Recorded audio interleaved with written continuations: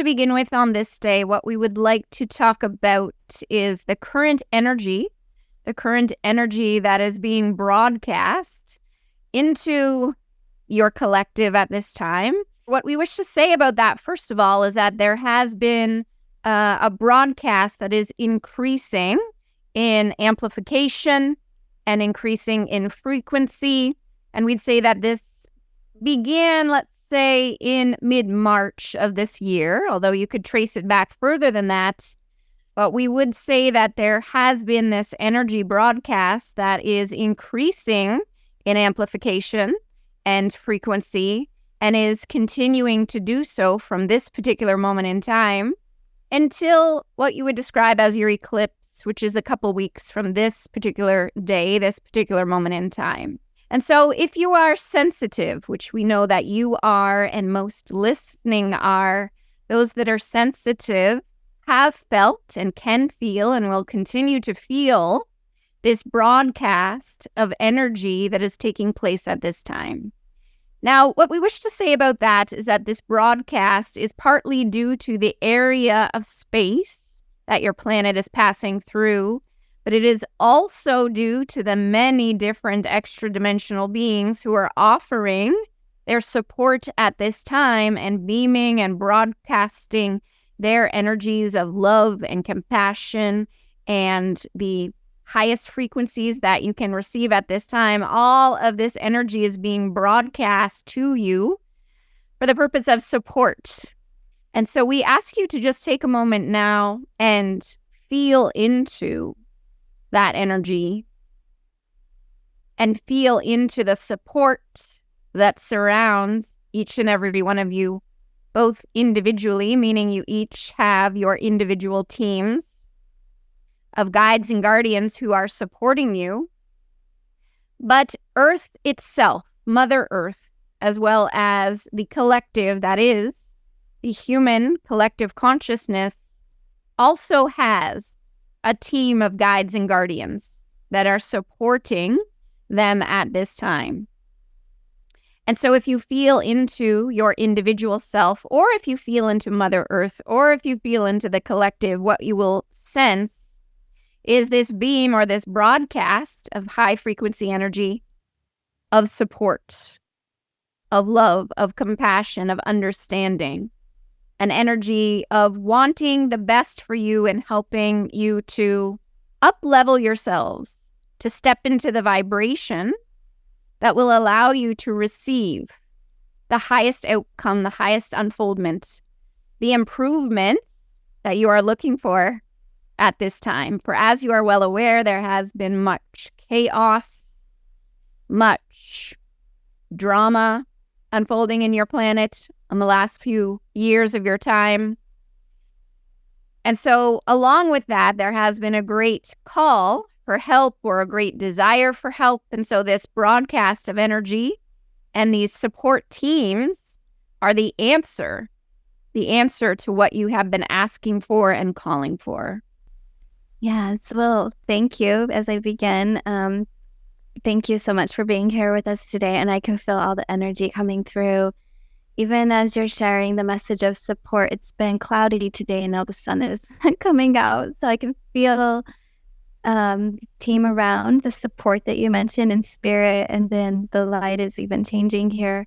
And I think that's so beautiful when we talk about this solar eclipse that will be covering North America. It's going to be on April 8th, and I know I'll be in direct path of it, as many of my friends will be.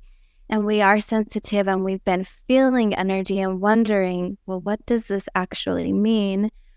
One thing I've been hearing is a choice point and a time to, it's like the energy of that chaos that you were sharing coming to a still moment.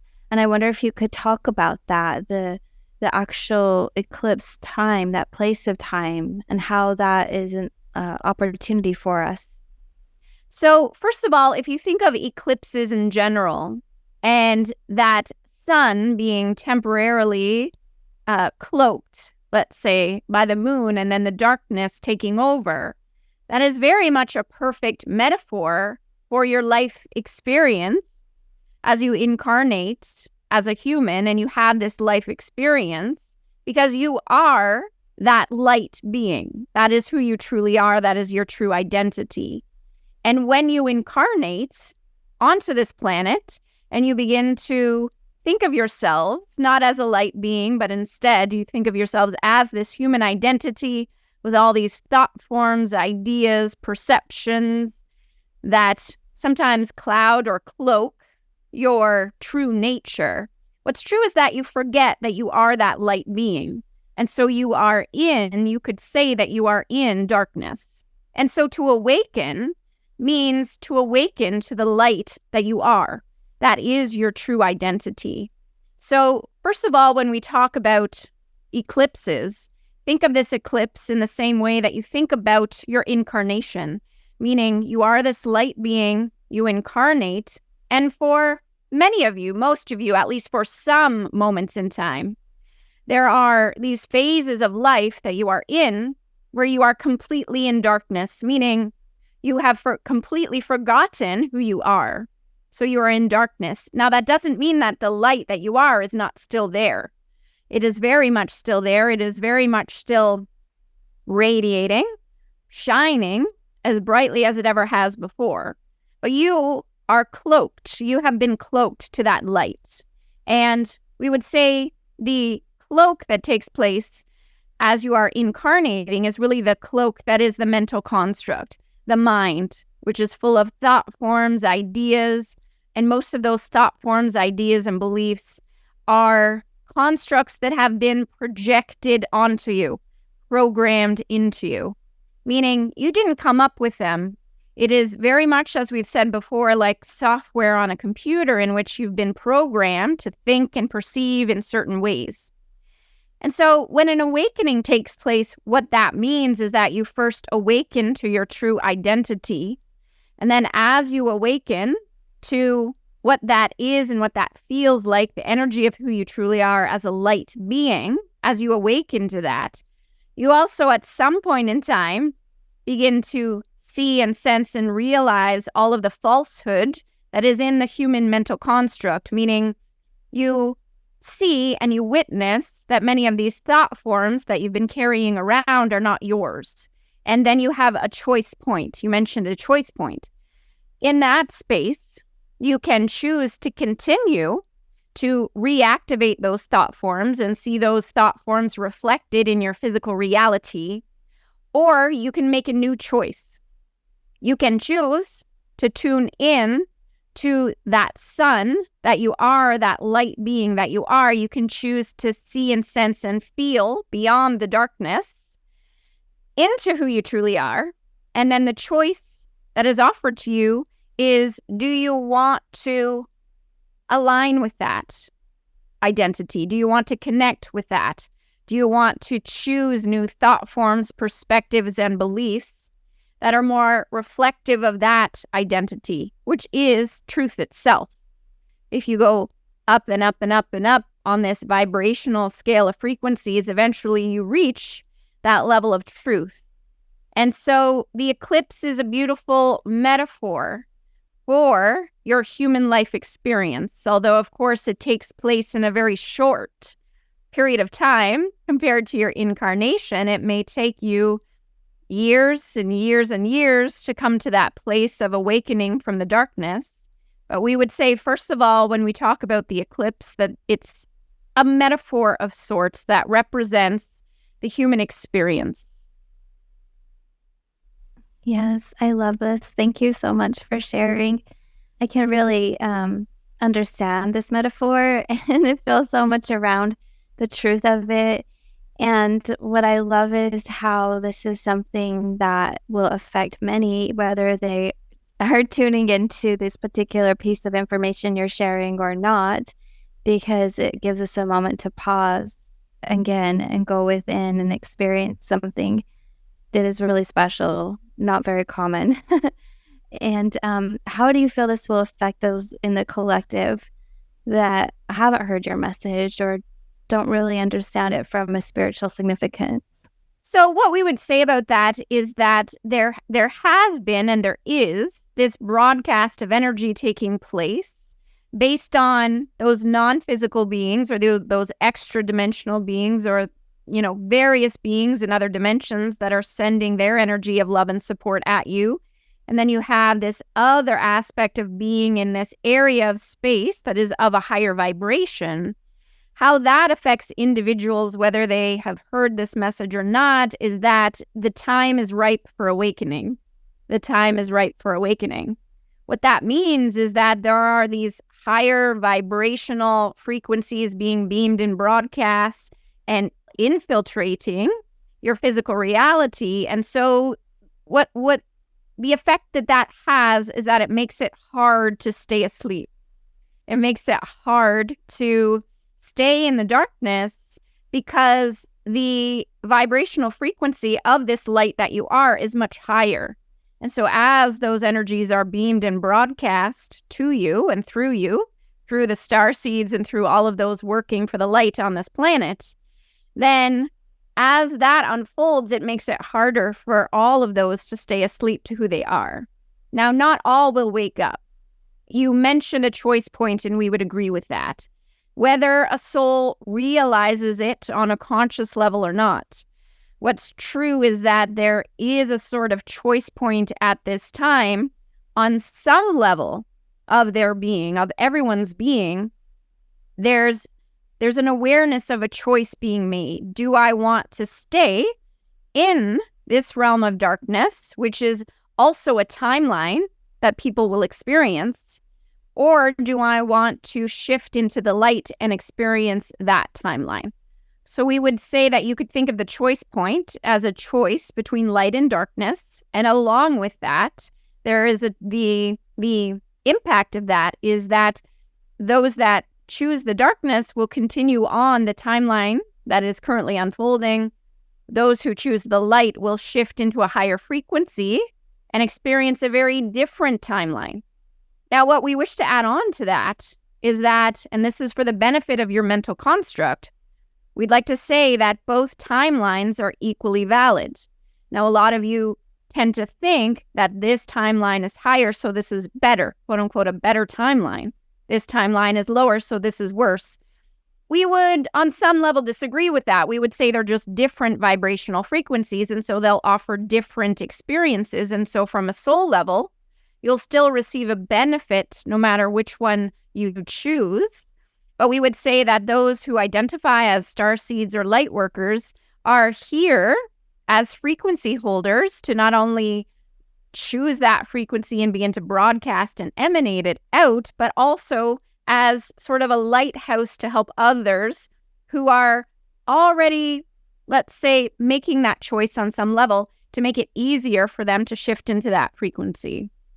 So, first of all, are you understanding the difference between those two timelines? But we are saying, in terms of your mental construct, understanding to perceive those as equally valid. It isn't better or worse, it's just different.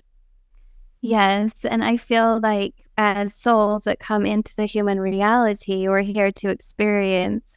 And so even if one might say, well, this other timeline feels heavier or denser, or there's more energy there, it's just more opportunity for experience. Yes. And along with that, we just like to add on to that from your higher self perspective, your soul perspective, that's a timeless perspective or a timeless realm, let's put it that way. And so in that realm where there is no time, the way that it works, this is hard for your mental construct to conceive of, but you could technically experience, if you wanted to, both timelines. From a soul level, you could experience this choice and have both of those within your reference library, let's say, as points of experience from your soul. And so, as we said before, there's benefits. Every time you have an experience, no matter whether your mind judges it as higher or lower, there's always a benefit to your soul. And so part of your purpose is to experience all vibrational frequencies. And this is sort of where this pendulum teaching came in that we were speaking of before Karen pressed record. We were describing that to some degree, your life experience is like a pendulum. in the sense that you will experience both swings of the pendulum, where you will experience the lower frequencies, you will experience the higher frequencies, you will experience chaos, you will experience bliss, and everything in between. Who you are is this center point, this energy that exists in the center, completely unchanging, the witness, the observer. And so you'll experience both. No matter what happens in this incarnation, you'll experience a bit of both, because that's how this particular reality is set up, and there's benefit to experiencing both. So we would say our message about the eclipse overall would be, don't hold fear about it.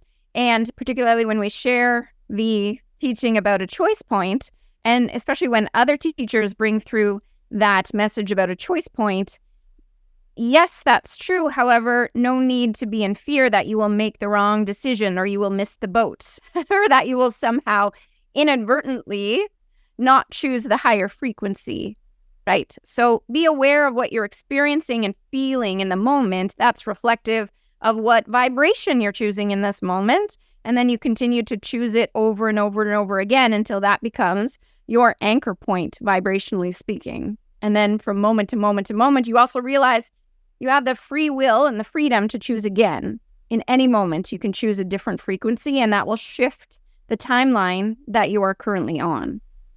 Mm-hmm. Yes, thank you. It just reminds me of the things that might be coming up. We're speaking about chaos, and then the energy, the memories, the emotions of whatever people might be working through personally. And so when the period of time for the eclipse is here, which you said we've already started and that's happening, it's an opportunity for us to really, I want to say, like, sink into it, go into that awareness and move through it, heal through it, work through it, find clarity, knowing that where we are with it is the most perfect space when we bring our intention to it. Because if we ignore it, it's just gonna fester. And so this feels to me like a great time to let it all come through and surface for healing, so we can then let me save this. When you're saying that we can move up higher, like, we always have choice points at any given time. So even if we're working through this for however many days or weeks or months, it's not like we're going to have to feel that we might miss the boat, like you mentioned, or that we're stuck in that energy. To me, it's an opportunity to actually go deep with that healing.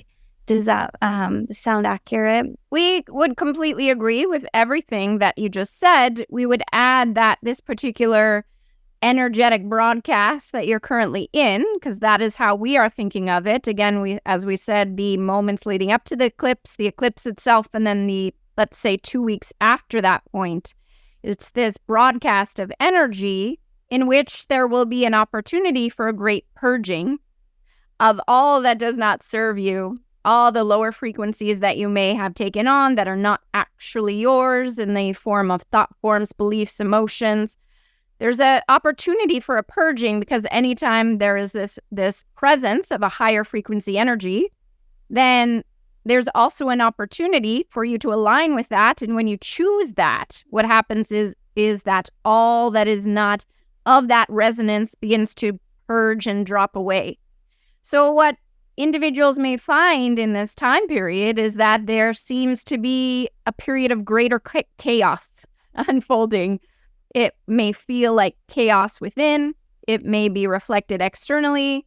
But know that one way of looking at that is that this is a purging, this is a release, and I have to feel it in my physicality, and I have to let it come up to the surface. And then I feel the release of it once I have acknowledged that it's there. We wish to say you don't ever want to ignore when you feel this urge to purge, let's say, this feeling tone that something is coming up in my energy body, my emotional body, and then you just, put a happy face on it and you look in the other direction. You actually just want to feel it come up and feel what it feels like in your body as it does so. And then in that acceptance, in that full acceptance of what that feels like, and that recognition that you're safe in that experience, and that it has no meaning in terms of your identity. In other words, you're not broken. There isn't something wrong with you because you're feeling all these things. In that acceptance, full acceptance and surrender of what is actually present, you can release it, and then you are free to choose the higher frequency in that space, but only when you allow that release to happen through your physicality, because that's what many starseeds and what many light workers are here to do, is to be the vehicles for that release, right? And that happens through the physicality. Yes, yes. And so for somebody who might be new to working with energy, are there any tips or a particular modality that you'd recommend to help them honor that experience and move through or release the energy? So one thing you want to notice is what you tend to do. What are your tendencies when the energy is coming up and you feel the discomfort? So what is my tendency, or what is my habitual way of dealing with that? Because for many of you, and if not most of you, your go-to is some sort of distraction. So there is the phone, and there is the food, and there is the many other things, because it feels uncomfortable. And so I must distract myself from this. Now, when you distract yourself from those sensations, they don't release. They just go back down again into the system. And so you have to notice when you are distracting yourself, and then you need to take that distraction away. Sorry for bad news. You have to take that distraction away, and you just have to sit in the discomfort. And as you become comfortable with the discomfort, what happens is you realize that this is just an energy moving through you. It has no inherent meaning to it. We'd say, we just said this, but we'll just say it again for emphasis, that many of you, the reason you have the distraction is because you have a false belief in your mental construct that when you feel certain sensations in your body, it means there's something wrong with you, or it means you're broken, or any of those low frequency thought forms, none of which are actually true. So when something uncomfortable comes up in your body, just remind yourself that it doesn't mean anything in terms of your identity, that you are still whole and complete, that you're just experiencing an energy, and what does that feel like? If you don't attach a label to it, that I'm broken, I need fixing, there's something wrong with me. If you don't attach a false mental construct to what it feels like when these energies are arising in your body, then it's not a problem and you won't need the distraction. We'd say the distraction is there because in your culture and in your society, there's a false belief projected onto you that it's not okay to feel certain things. That if you feel sad, that means you're depressed, or you have a mental health problem, or you have an anxiety problem. So there are all of these thought forms projected at what is simply an energy moving through the body. And if you just let it move through, then it's not a problem. It just moves through like an ocean wave, and it crests and it releases. And then on the other side of that, you are actually at a higher frequency. So you're purging the lower frequency. That's actually what's happening in that experience.